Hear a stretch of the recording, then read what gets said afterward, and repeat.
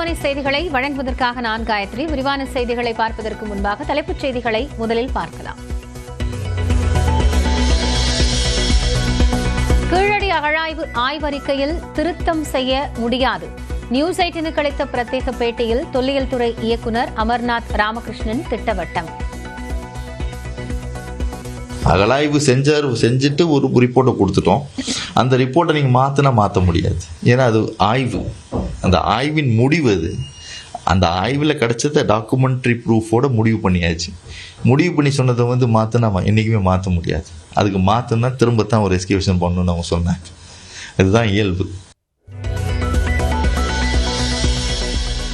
காமராஜர் குறித்து சர்ச்சைக்குரிய விவாதங்கள் நடப்பது சரியல்ல என முதலமைச்சர் மு.க.ஸ்டாலின் கருத்து. கலகமூட்டி குளிர்காய நினைக்கும் தீயவர்களின் எண்ணத்திற்கு இடம் கொடுக்காதீர் என வேண்டுகோள்.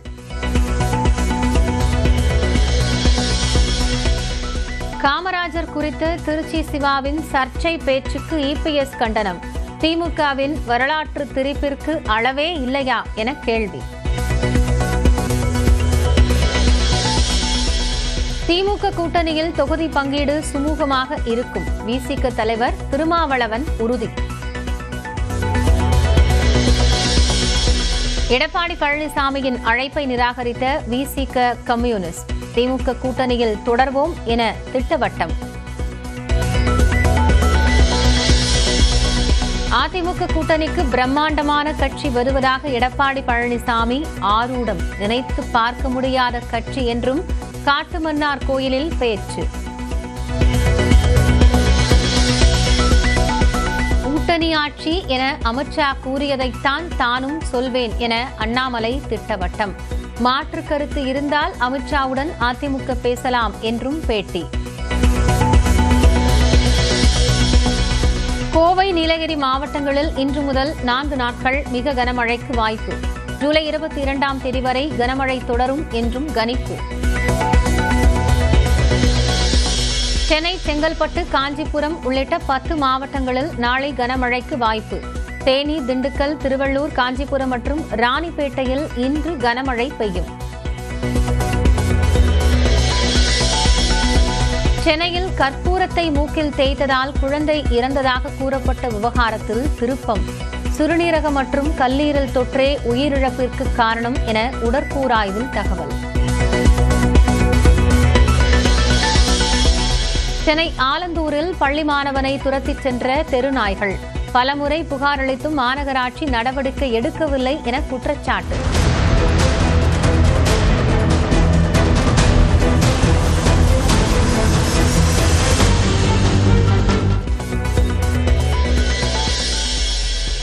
மயிலாடுதுறையில் மதுவிலக்கு டிஎஸ்பியின் 4 சக்கர வாகனத்தை பறித்த மாவட்ட காவல்துறை.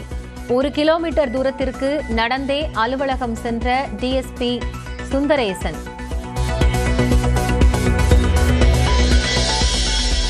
நாமக்கல் மாவட்டத்தில் கூலி தொழிலாளர்களிடம் சிறுநீரகங்கள் பறிப்பு. 2 லட்சம் ரூபாய் வரை கொடுத்து சிறுநீரகங்களை எடுத்து 50 லட்சம் ரூபாய்க்கு இடைத்தரகர்கள் விற்பதாக தகவல். மதுரை மாநகராட்சியில் சொத்து வரி விதிப்பில் 200 கோடி ரூபாய் மோசடி என புகார். விசாரணை நடத்த சிறப்பு புலனாய்வு குழுவை அமைக்க உயர்நீதிமன்ற கிளை உத்தரவு. திருவள்ளூர் மாவட்டம் ஆரம்பாக்கம் சிறுமி பாலியல் வன்கொடுமையை விசாரிக்க 5 தனிப்படை அமைப்பு. ஆந்திராவிற்கு சென்று விசாரணையை விரிவுபடுத்தும் காவல்துறை.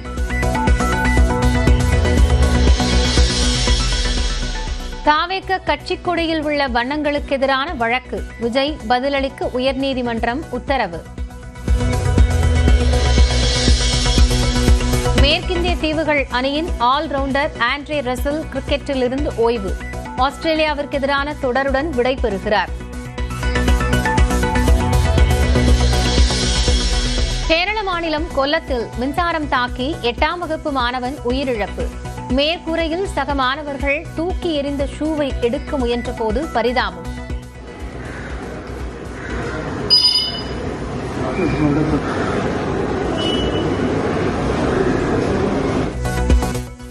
கீழடி அறிக்கையில் திருத்தம் செய்ய முடியாது என தொல்லியல் துறை இயக்குநர் அமர்நாத் ராமகிருஷ்ணன் தெரிவித்துள்ளார்.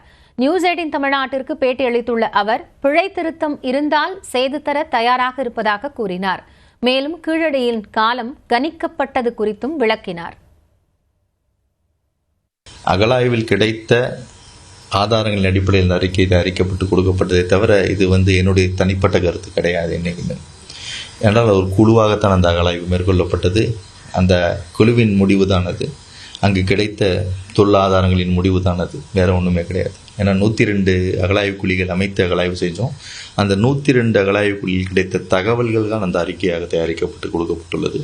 அதில் எவ்வாறு காலக்கணிப்பு செய்தோம் என்பது விளக்கப்பட்டுள்ளது. எவ்வாறு இந்த இடம் கண்டுபிடிக்கப்பட்டது, எவ்வாறு காலக்கணிப்பு செய்யப்பட்டுள்ளது, என்னென்ன பொருட்கள் கிடைத்துள்ளன, என்னென்ன பொருட்கள் எவ்வாறு இந்த காலத்தை நமக்கு அங்கீகாரமாக காலக்கணிப்பு செய்வதற்கு உதவுகின்றன என்ற அடிப்படையில் கொடுக்கப்பட்டிருக்கே தவிர இதில் மாற்றம் செய்வது என்பது இயலாத காரணம். ஏன்னா ஒரு தடவை அகழாய்வு செஞ்சிட்டோம்னா அந்த அகழாய்வில் வந்த முடிவுகள் தான் அந்த அறிக்கையில் பிரதிபலிக்குமே தவிர திரும்ப மாற்றணும்னா திரும்ப ஒரு அகழாய்வு செய்யணும். என்னுடைய அகழாய்வில் வந்த முடிவை நான் கொடுத்துள்ளேன். அது அறிவியல் பூர்வமாக கணிக்கப்பட்டுள்ளது, மண்ணெடுக்கையில் மூலமாக கணிக்கப்பட்டுள்ளன, அங்கே கிடைத்த பொருட்களின் அடிப்படையில் கணிக்கப்பட்டுள்ளன. அதுதான் நாங்கள் முழுமையாக கொடுத்துருப்போம். அதில் மாற்றுவதற்கான வாய்ப்புகள் இல்லை. அதில் சில ப்ரூஃப் ரீடிங் என்று சொல்லப்படுகின்ற தவறுகள் என்றைக்குமே பார்த்தீங்கன்னா ஒரு பப்ளிகேஷன் போகிற முன்னாடி ப்ரூஃப் ரீடிங் பண்ணுவாங்க. அந்த மாதிரி இருந்தால் கண்டிப்பாக எல்லாருமே செய்வோம். அதை செய்வதற்கு நாங்கள் ரெடியாக இருப்போம். ஏன்னா அதில் பிழைகள் இருந்தால், கிராமட்டிக்கல் மிஸ்டேக் இருந்தால், அதில் படங்கள் மாறி போச்சு, இல்லை படங்களில் சில மிஸ்டேக் இருக்குது, நம்பர் மாறி போச்சு, நம்பர் விட்டு போச்சு, அதெல்லாம் செஞ்சு கொடுப்பதுக்கு நாங்கள் ரெடியாக இருப்போம். அதான் செய்ய முடியுமே தவிர அதற்கான விளக்கத்தை நான் பதிலாக நான் கொடுத்துட்டேன். ஆசிலேட்டர் ஸ்பெக்ட்ரோமெட்ரிங்கிற EMS கம்பேர் பண்ணி தான் ஒரு கன்க்ளூசிவ் டேட் வரும். அந்த அடிப்படையில் தான் பண்ணியிருக்கோம். ஏனென்றால் தமிழக தொல்லியல் துறை 3.53 மீட்டரில் அவங்களுக்கு 585 BCன்னு கிடச்சிருச்சு. அப்போ கீழடி பார்த்திங்கன்னா 6 மீட்டர் டெபாசிட். 6 மீட்டர் டெபாசிட்டில் பாதியில் 3.53 6 மீட்டர் கிமு 600ன்னு சொன்னால் அப்போ கீழே இருக்க 2.5 மீட்டர் டெபாசிட் அதை விட பழமையாக தான் இருக்கும். கோவை மாவட்டத்தின் மலைப்பகுதிகள் மற்றும் நீலகிரியில் இன்று முதல் வரும் ஞாயிற்றுக்கிழமை வரை மிக கனமழைக்கு வாய்ப்பிருப்பதாக வானிலை ஆய்வு மையம் தெரிவித்துள்ளது. தென்னிந்திய பகுதிகளின் மேல் நிலவும் வளிமண்டல மேலடுக்கு சுழற்சி மற்றும் மேற்கு திசை காற்றின் வேக மாறுபாடு காரணமாக நீலகிரி மற்றும் கோவை மாவட்டத்தின் மலைப்பகுதிகளில் இன்று முதல் வரும் ஞாயிற்றுக்கிழமை வரை மிக கனமழை பெய்யக்கூடும் என கணிக்கப்பட்டுள்ளது. மேலும் தேனி, திண்டுக்கல், திருவள்ளூர், காஞ்சிபுரம், ராணிப்பேட்டையில் இன்று கனமழைக்கு வாய்ப்பிருப்பதாகவும் வானிலை ஆய்வு மையம் தெரிவித்துள்ளது. இதன் தொடர்ச்சியாக சென்னை, திருவள்ளூர், காஞ்சிபுரம், செங்கல்பட்டு, வேலூரில் நாளை கனமழை பெய்யும் என கணிக்கப்பட்டுள்ளது. இதேபோன்று விழுப்புரம், திருவண்ணாமலை, தேனி, தென்காசியிலும் நாளை கனமழைக்கு வாய்ப்புள்ளதாக வானிலை மையம் தெரிவித்துள்ளது. வரும் சனி மற்றும் ஞாயிற்றுக்கிழமை தேனி, திண்டுக்கல், தென்காசியில் கனமழை பெய்யக்கூடும் என்றும் வானிலை மையம் கணித்துள்ளது. எத்தனை தொகுதிகளில் போட்டி என்பதை எங்கள் கூட்டணிக்குள் பேசி சுமூகமாக முடிவு செய்வோம் என்று விசிக தலைவர் திருமாவளவன் திட்டவட்டமாக தெரிவித்துள்ளார். நாங்கள் எல்லோரும் சேர்ந்து உருவாக்கிய கூட்டணி மதசார்பற்ற முற்போக்கு கூட்டணி. அந்த கூட்டணியை வலுப்பெறச் செய்வதும் அதை வெற்றி பெறச் செய்வதும் எங்களுக்கான பொறுப்பு. அது திமுகவுக்கு மட்டுமுள்ள பொறுப்பு அல்ல. திமுக கூட்டணியில் அங்கம் வகிக்கக்கூடிய ஒவ்வொரு கட்சிக்கும் மக்கள் நீதி மய்யம் உட்பட அந்த கூட்டணியை வெற்றி பெற வைக்க வேண்டியது எங்கள் பொறுப்பு. எங்களுக்கு இடையிலே எத்தனை தொகுதிகளை பகிர்ந்து கொள்கிறோம் என்பது எங்களுக்கு இடையிலான பேச்சுவார்த்தையில் அது முடிவாகும். அது சுமூகமான முடிவாகத்தான் இருக்கும்.